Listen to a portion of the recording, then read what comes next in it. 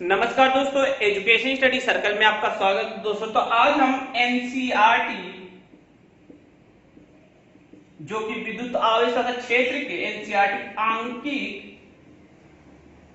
प्रश्न के चौथे पार्ट को देखेंगे दोस्तों। इसके पहले दूसरे तीसरे पार्ट में हमने सारे क्वेश्चन बता दिए हैं।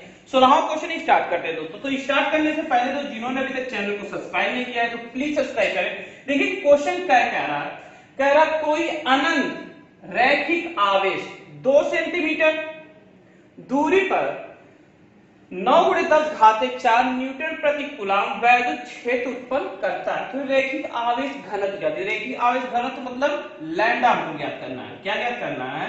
तो सॉल्व करेंगे। दिया है, पहले सबसे पहले जो दिया है उसको लिख लीजिए। दिया क्या क्या है? देखिए आवेश दे दिया है, मतलब रैखिक आवेश दूरी r दे दिया है 2 सेंटीमीटर। तो इसको मीटर में कन्वर्ट करेंगे तो 2 × 10⁻2 लिख सकते हैं मीटर। कैसे किया जाता है? 2 पे घाते 10 लिखेंगे और 10 को जब करेंगे तो ये ऊपर जाके हो जाता है, तो मीटर में कन्वर्ट हो गया। ठीक है, फिर क्या दिए? वैद्युत क्षेत्र की तीव्रता E कितनी दी है? 9 × 10⁴ न्यूटन पर कूलम। ठीक है, तो हमको रैखिक आवेश घनत्व मतलब लैम्डा ज्ञात करना है। तो लैम्डा ज्ञात करना है तो हमने वैद्युत क्षेत्र की तीव्रता E बराबर पढ़ा है 2 lambda 4 pi epsilon 0 r। 4 pi epsilon 0 दो दो से काट देंगे तो यहाँ पे 2 बच जाएगा। ठीक है, फिर ये गुणा कर दीजिए तो लैम्डा बराबर क्या हो जाएगा? E 2 pi epsilon 0 r। तो E का मान कितना दिया है? 9 × 10⁴ गुणे 2। पाई का मान कितना? 3.14। ठीक है, 5/7 रखने से कोई फायदा नहीं है। फिर एप्सिलॉन का 0 का मान होता है 8.85 गुणे 10⁻12 और 2 × 10⁻2। ठीक है, तो 9 दूनी 18, 18 दूनी 36 हो जाएगा। 3.14 गुणे 8.85 गुणे और घर करेंगे तो 10⁻10 आएगा, क्योंकि ये जाएगा माइनस 14 हो जाएगा, 14 में से 4 गया तो 10 बच जाएगा। ठीक है, अब गुणा करें तो 36 से अगर इन सब से गुणा करेंगे, देखिए गुणा भाग करने में बहुत ज्यादा लॉन्ग हो जाएगा, तो हम डायरेक्ट इसको लिख देते हैं कि लगभग आएगा कितना? तो आएगा लगभग 1000। अगर आप गुणा करते हैं तो 1000 गुणे 10⁻10 आएगा, लगभग में इतना आएगा। तो बराबर हो जाएगा, क्योंकि आप इसका गुणा करेंगे इसमें गुणा करेंगे तो 8 × 24 और 36 में गुणा करेंगे लगभग 1000 आ जाएगा। तो हो जाएगा 10⁻7। ठीक है, 10⁻7 मीटर कूलम आ जाएगा। तो लैम्डा का मान ये होगा। या तो इसी को हम लिख सकते हैं और भी लिख सकते हैं 10 माइक्रो कूलम। क्या लिख सकते हैं? 10 माइक्रो कूलम लिख सकते हैं। बहुत ही सिंपल वे में लिख सकते हैं, क्योंकि 10 माइक्रो कूलम कैसे लिखा गया ये आप जान लें। 10⁻6 होता है और एक 7 लेंगे, 10⁻8 लिखेंगे तब जाके ये हो जाएगा। ठीक है, बहुत ही सिंपल है में सॉल्व किए गए। एग्जाम आंसर में ये दिया होगा तो हमारा आंसर ये आ रहा है। नेक्स्ट क्वेश्चन पे चलते हैं। सिंपल वे में आप गुणा भाग करना आपको बता दिया गया है, कैसे गुणा भाग किया जाता है। अभी लॉन्ग हो जाएगा वीडियो, इसीलिए गुणा भाग लॉन्ग पे नहीं चले। नेक्स्ट क्वेश्चन पे चलते हैं।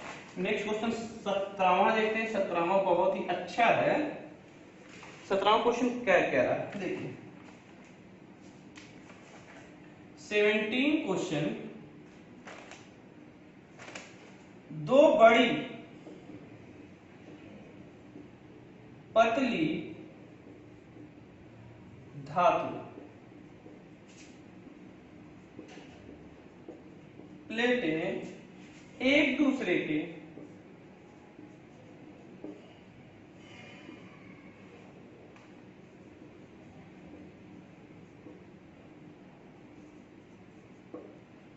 समांतर एवं निकट हैं।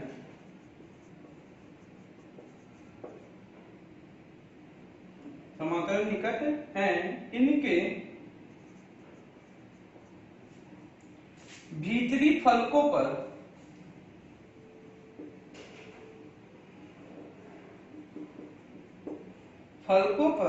प्लेटों की पृष्ठीय आवेश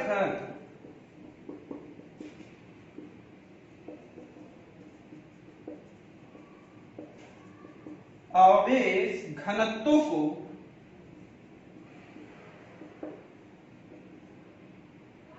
चिन्ह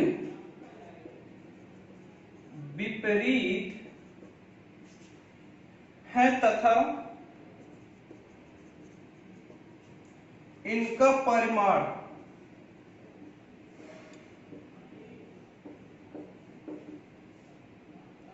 17×10⁻22 कूलम प्रति मीटर है। ठीक है, ये दे दिया। तो पहला कह रहा ए पहली प्लेट के बाह्य क्षेत्र में, बी क्या कह रहा है दूसरी प्लेट के बाह्य क्षेत्र में, दूसरी प्लेट के बाह्य क्षेत्र में, सी तीसरा क्या कह रहा है प्लेटों के बीच में वैद्युत क्षेत्र ई परिमाण परिकलित कीजिए।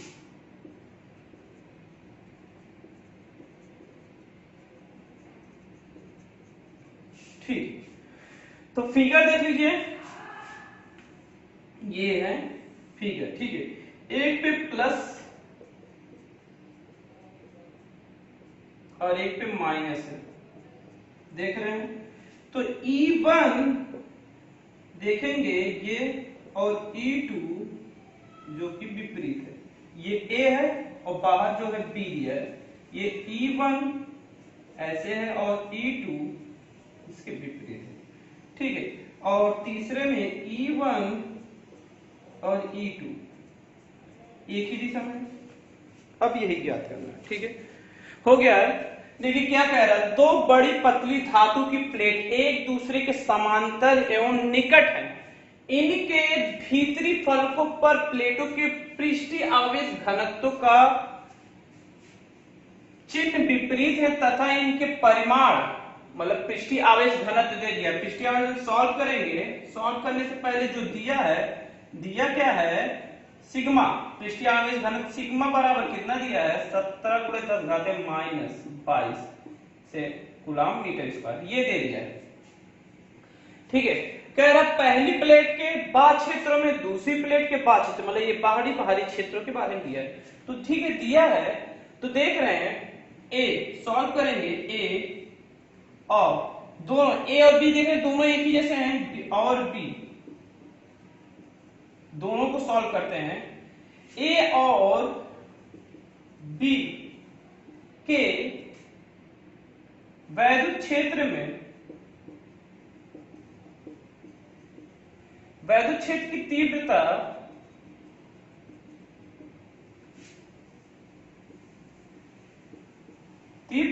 एक दूसरे के बराबर एवं विपरीत है। क्या है, विपरीत है। तो वैद्युत क्षेत्र की तीव्रता, क्योंकि जो एक आएगा वही बी का भी मान आएगा, तो वैद्युत क्षेत्र की तीव्रता क्या हो जाएगी, E बराबर E1 माइनस E2 होगा। दोनों एक दूसरे के बराबर हैं, जब एक दूसरे के बराबर है तो E1 तो बराबर क्या आ जाएगा 0 आ जाएगा। तो A और B का मान जो होगा वो क्या होगा 0 होगा। ठीक है, वैद्युत क्षेत्र की तीव्रता 0 होगा तो मतलब सब 0 हो जाएगा। फिर दूसरे क्वेश्चन में क्या दिया है, इसको रिमूव कर दे रहे हैं। ठीक है, आप E का मान रख सकते हैं, लेकिन अब जब यही 0 है तो सब 0 हो जाएगा। C में क्या कह रहा है, C में प्लेटों की वैद्युत क्षेत्र की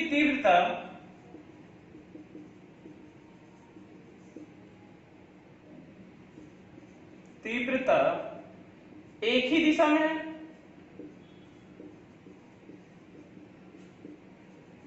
है, तो एक ही दिशा में तीव्रता एक ही दिशा में है, तो E बराबर क्या हो जाएगा E1 प्लस E2 हो जाएगा, क्योंकि एक ही दिशा में दोनों ऐड कर देंगे। तो E बराबर क्या होता है, सिग्मा बराबर 2 एप्सिलॉन 0 प्लस सिग्मा बराबर 2 2 एप्सिलॉन 0।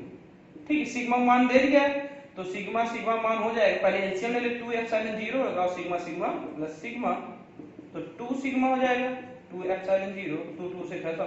सिग्मा मान कितना दिया है आप देखेंगे 17 गुणे 10 घाते माइनस 22 और यहाँ 8.85 गुणे 10 घाते माइनस 12।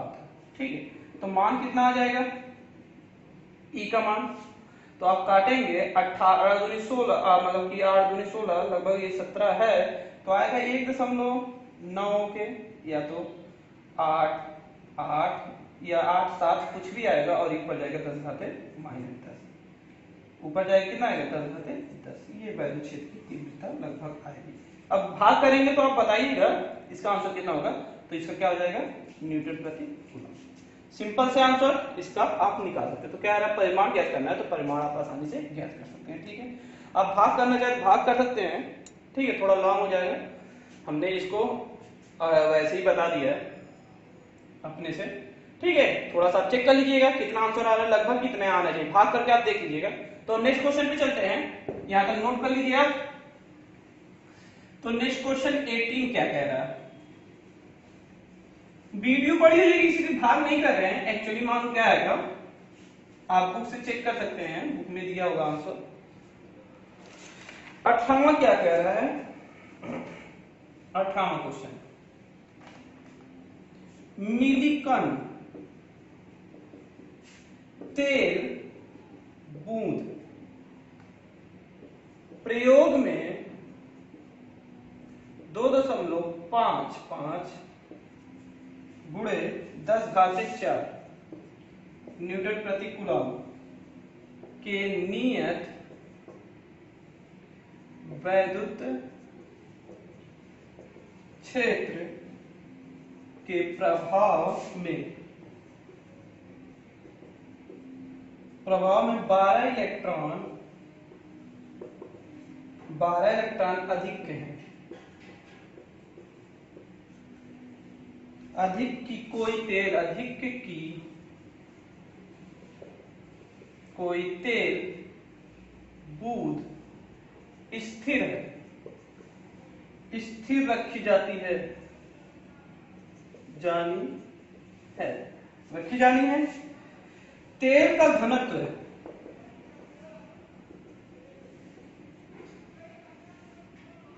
1.26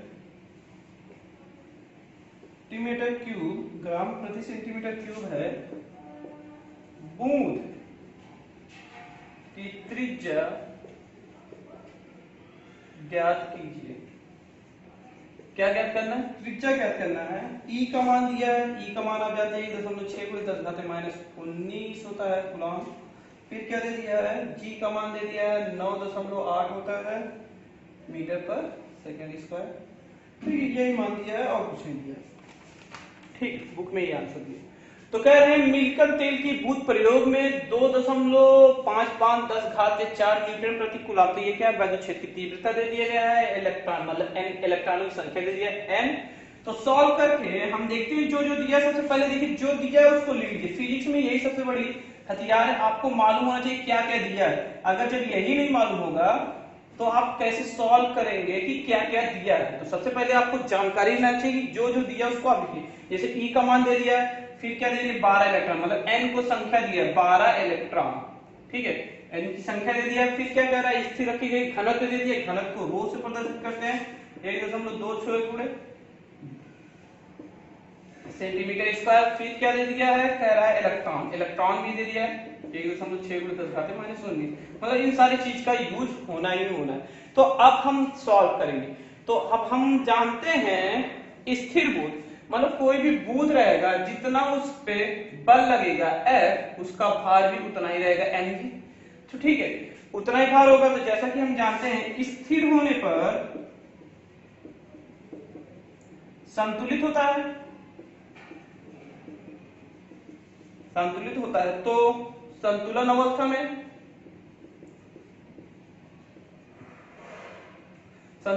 में क्या हो जाएगा, F बराबर mg, ये होता है F बराबर mg। तो F यहाँ पे क्या होता है, आपने पढ़ा है क्या होता है, QE, हमने पढ़ा था QE, वैद्युत क्षेत्र की तीव्रता QE। यहाँ पे K, F बराबर क्या होता है Q, इसके बारे में हमने पढ़ा है। M का मान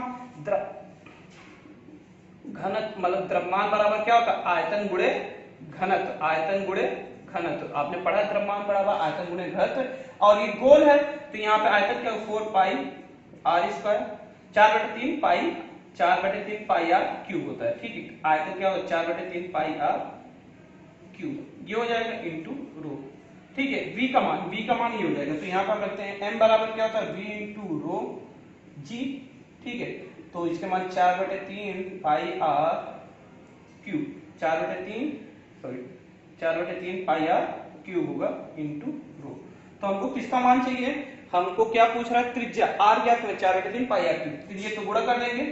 ठीक है, तो आप सबसे भाग दे दीजिए, तो r क्यूब बराबर हो जाएगा, देखिए 3 गया 3QE। ठीक है, और रो नीचे आ जाएगा आपका, और आपका पाई भी नीचे आ जाएगा, और ये 4 है इनटू 4 आ जाएगा। ठीक है, इतना सामान आ जाएगा। रो का घनत्व का मान दिया है, पाई का मान हम जानते हैं इनटू 4। ठीक है, इसको थोड़ा सा रिमूव कर दे रहे हैं, ये आपको बेसिक चीजें याद करनी पड़ती है, ये सब आप जानते ही हैं, इसके पहले आपने पढ़ा है। आर क्यू बराबर कितना हो जाएगा 3 गुणे क्यू का मान होता है एन ई इंटू ई का मान कितना दिया है हमारा 2.55 गुणे 10⁻⁴ बटे, और आपका क्या जी रो का मान कितना दे दिया है 1.26 गुणे 1.26, फिर पाई का मान होता है 3.14 और गुणे 4 दिया है, और यहाँ पे मान सही समझे 3 गुणे n की संख्या 12 दी है, ई का मान होता है 1.6 गुणे 10⁻⁻19 गुणे 2.55 गुणे 10⁻⁴ बटे 1.26 गुणे 3.14 गुणे 4। ठीक है, 4 3 12 हो जाएगा, ये 3 हो गया। ठीक है,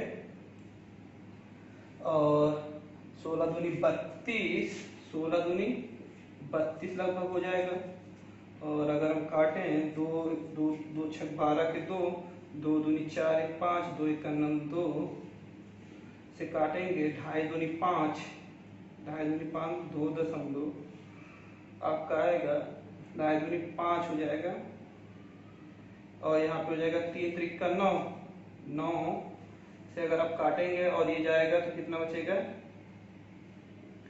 10⁻⁻15 ये बचेगा।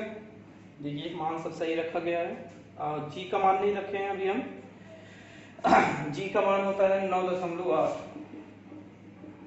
देखिए ये मिस्टेक थी, ठीक है, नहीं तभी आंसर में कुछ दिक्कत आता। ठीक है, तो ये आपका 9.8 है, तो मल्टीप्लाई कर लीजिए, और मल्टीप्लाई करके इसका आंसर आप कमेंट बॉक्स में बताइए कि कितना आता है। ठीक है, 9.8 यहाँ पे हमने जी रख दिया है, इंटू जी है, जी का मान 9.8 रखें, कमेंट करके बताइए कि कितना आंसर आता है। अभी थोड़ा समय ज्यादा लग जाएगा, इसलिए हम आपको छोड़ रहे हैं, थोड़ा गुणा भाग आप भी करिए और सीखिए। ठीक है, तो इसको कमेंट बॉक्स में बताइएगा कि इसका आंसर कितना आएगा। दोस्तों आपको पूरा सॉल्व करके मैं दिखा दी, गुणा भाग करना है, गुणा भाग करके आंसर आएगी। वीडियो बड़ा होने को जैसे सोचते हैं कि थोड़ा सा जल्दी ये समाप्त हो जाए पूरा का पूरा, और कमेंट बॉक्स में इसका आंसर जरूर लिखिएगा।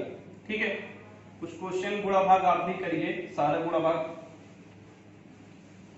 इसके पहले वीडियो में बहुत बड़ी हो गई थी 41 मिनट की, गुणा भाग करने के चक्कर में, इसलिए गुणा भाग आज नहीं कर रहे हैं। ठीक है, चित्र में 1900 क्वेश्चन दिया, बहुत ही सिंपल है। चित्र में दर्शाए गए वक्रों में से कौन संभावित स्थिति वैद्युत रेखाएं निरूपित करती है। देखिए ठीक है, थोड़ा छोटा बनाते हैं, ऐसे दिया है कुछ, ये प्लस का निशान तीर बनाया है, ए है, और ये प्लस प्लस का साइन भी है, पहला दे दिया है ए, कह रहा कौन निरूपित कर रहा है इसको आप बताइए।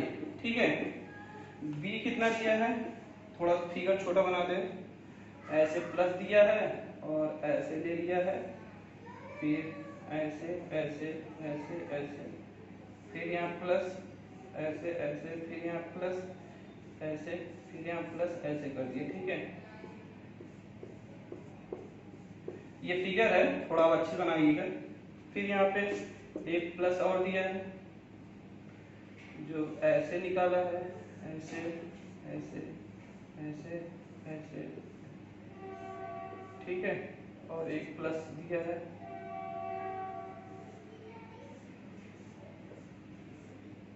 दिशा का भी ज्ञान होना चाहिए, तीर का, तो तीर का निशान बनाया है इसमें।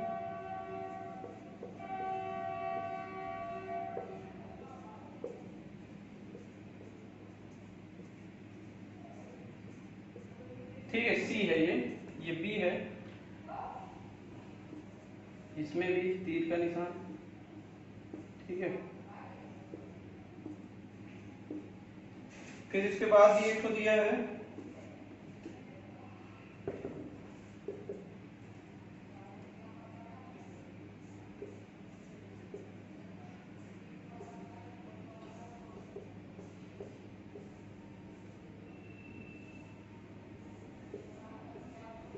ऐसे बनाया है।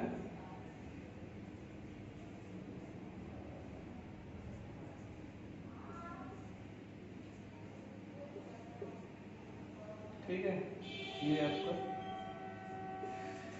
आपका डी है, और डी है, और ई एक और बना है कुछ ऐसे करके, प्लस माइनस करके, इसको आप जाने दीजिए। तो आप देखिए और बताइए इसमें से कौन निरूपित करता है। 2 मिनट में हम आते हैं।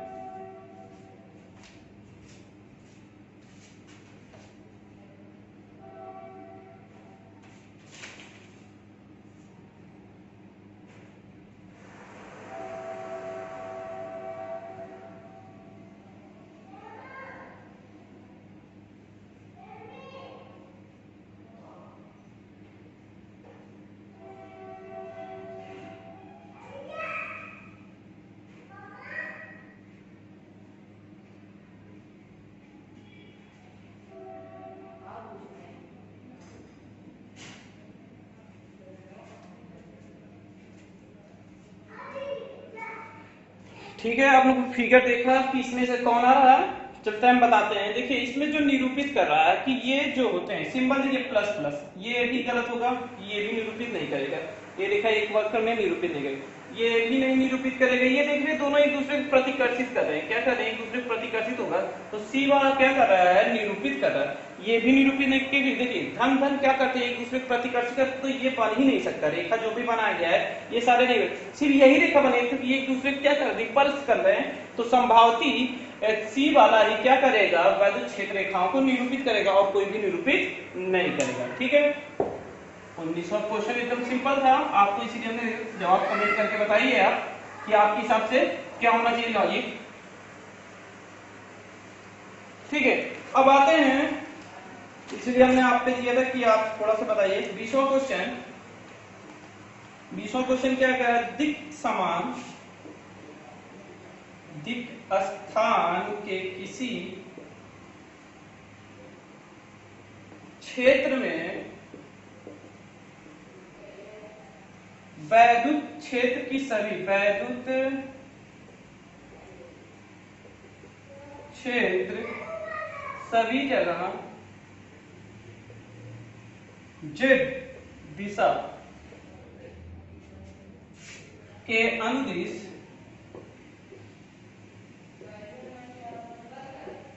परंतु वैद्युत क्षेत्र का परिमाण, वैद्युत क्षेत्र का परिमाण।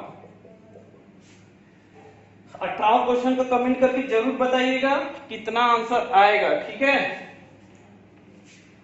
नियत है, नियत नहीं है। इसमें एक समान रूप से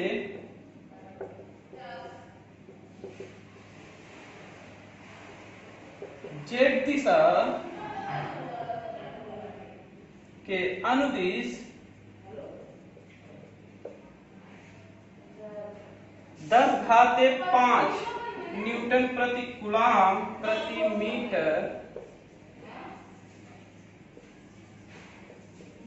प्रति मीटर की दर से वृद्धि रही, की दर से वृद्धि होती है, वह निकाय जिसका ऋणात्मक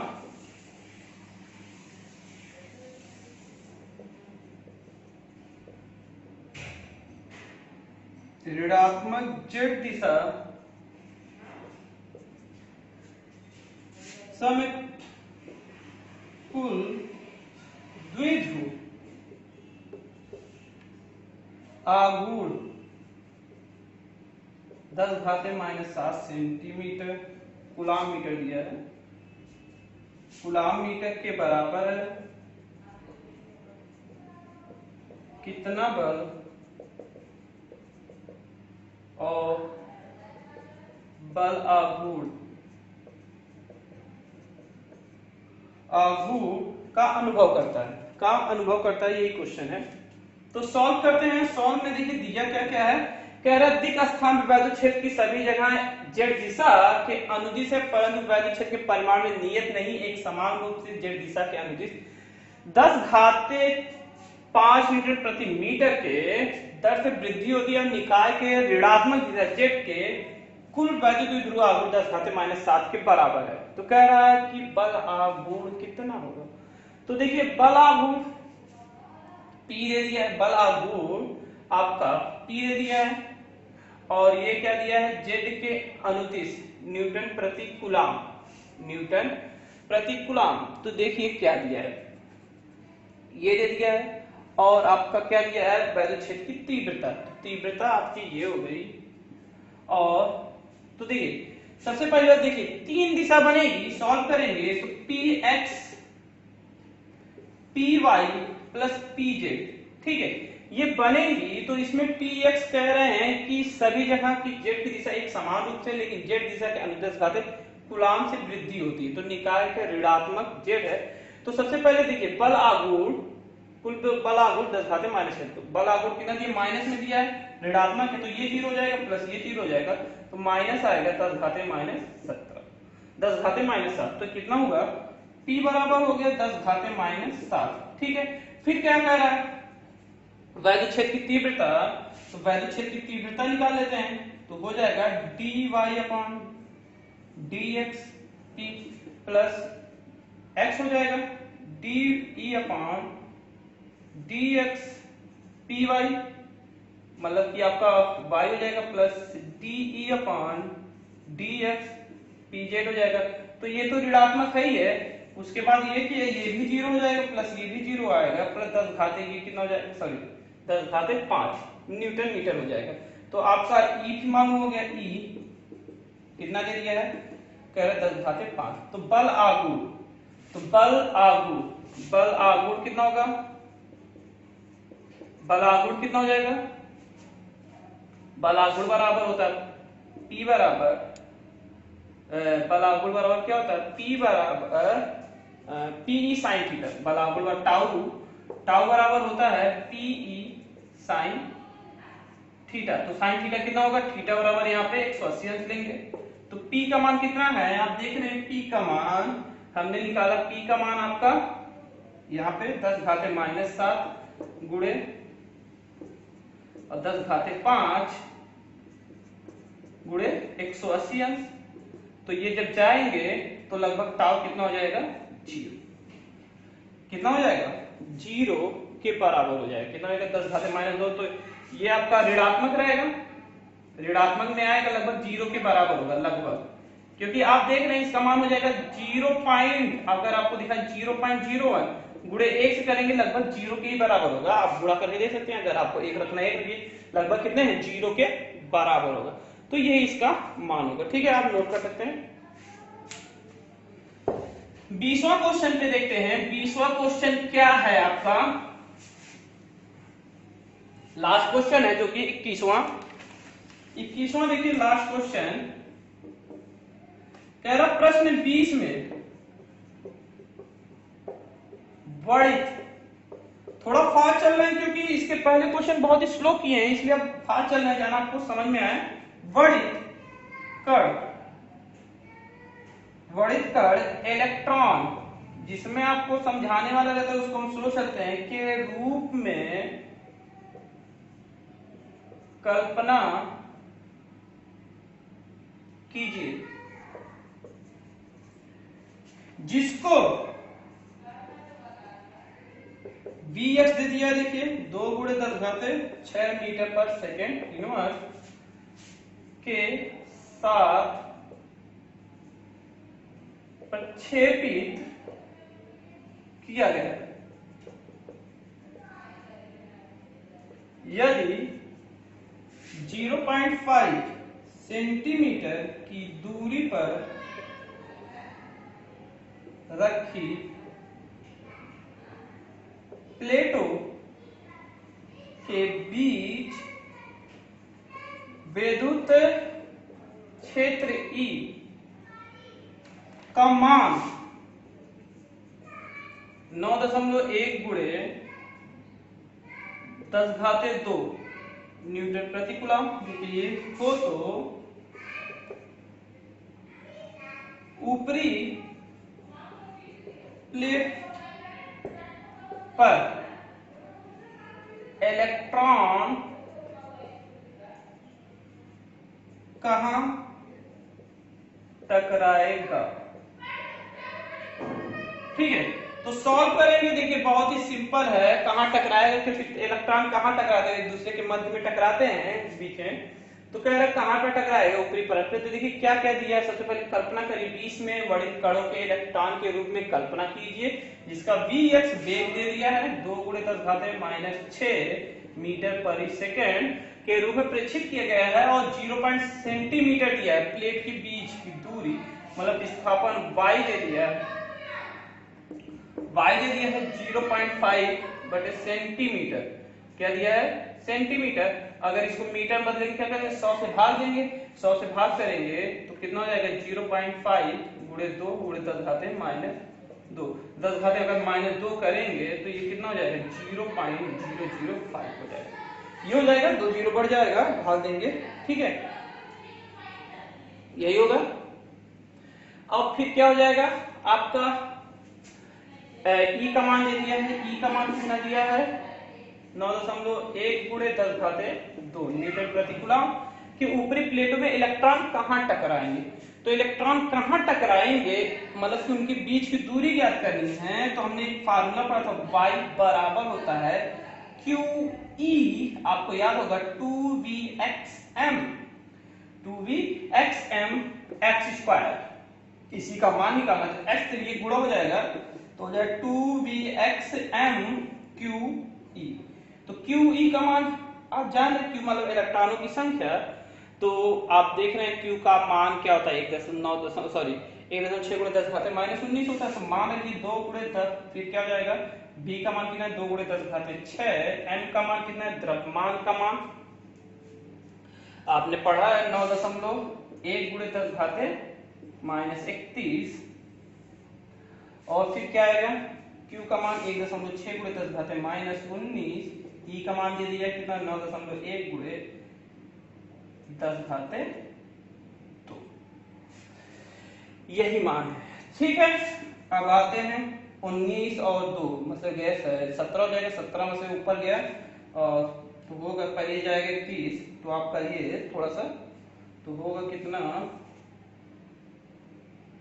x² का मान, तो 2 दूनी 4 और 9.1 गुणे और 100 गया तो 25 आएगा, 10⁻−25, और ये ऊपर जाएगा 19 और ये गया तो 17 हो गया, गुणे 10⁻17 बटे 6 × 9.1, तो 9.1 9.1 से कैंसिल हो जाएगा, और 16 दूनी 32, 16 तियां 48, 16 दूनी 32, और ये जाएगा तो कितना आएगा, आपका आएगा 17 गया तो कितना बचेगा, 15 में से 7,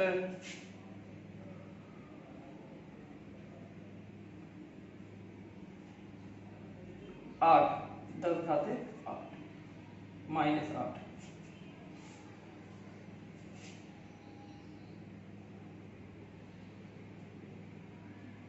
हाँ 10 घाते 8 आ जाएगा। और आप भाग करेंगे लगभग, और कुछ तो बच नहीं रहा है।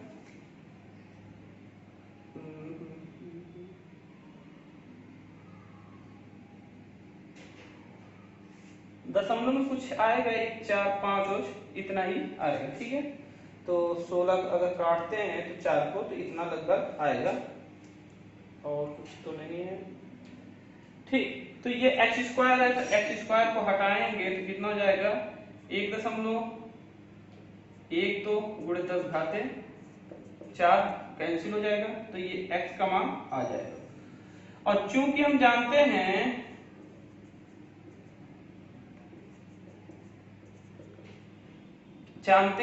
कि क्या जानते हैं कि इलेक्ट्रॉन के मध्य बीच की दूरी कितनी होती है, दूरी 0.5/2 होती है। तो ये आपका आंसर है दोस्तों। तो बहुत ही सिंपल तरीके से आप सॉल्व कर सकते हैं। थोड़ा गुणा भाग आप कंजेक्ट कर सकते हैं, गुणा भाग इसलिए हम थोड़ा शॉर्टकट मार रहे हैं कि लगभग में। तो ये थी दोस्तों, आप लगभग में नहीं लिया, आप सही से काटिए, क्योंकि आप संतुलन करके काटिए। वीडियो ना बड़ा हो इसके लिए हमने काटा, क्योंकि बहुत बड़ी वीडियो हो जाती तो आपको भी देखने में दिक्कत होती है। तो गुणा भाग आप कर सकते हैं, कैलकुलेट करें, क्योंकि आपका गुणा भाग भी बहुत अच्छा रहेगा, क्योंकि एग्जाम में आपको बहुत अच्छा रहेगा, ठीक है। इसलिए हमने डायरेक्टली आंसर नहीं लिखा। तो नमस्कार दोस्तों, ये यहाँ से पूरा पार्ट समाप्त हो गया। और जिसका हमने आंसर नहीं लिखा उसका कमेंट करके जरूर आंसर बताइएगा कि उसका आंसर कितना आएगा गुणा भाग करने में, ठीक है। कहीं भी मिस्टेक होगी तो उसको भी कमेंट करके बताइए कि यहाँ पे हमने रॉन्ग लिखा है, ठीक है दोस्तों। तो चलते हैं यहीं से, और नेक्स्ट पार्ट के लिए तैयार रहिए, उसके भी सारे क्वेश्चन हम करवाएंगे दोस्तों। तो नमस्कार दोस्तों, जिन्होंने चैनल को सब्सक्राइब नहीं किया तो प्लीज सब्सक्राइब करें।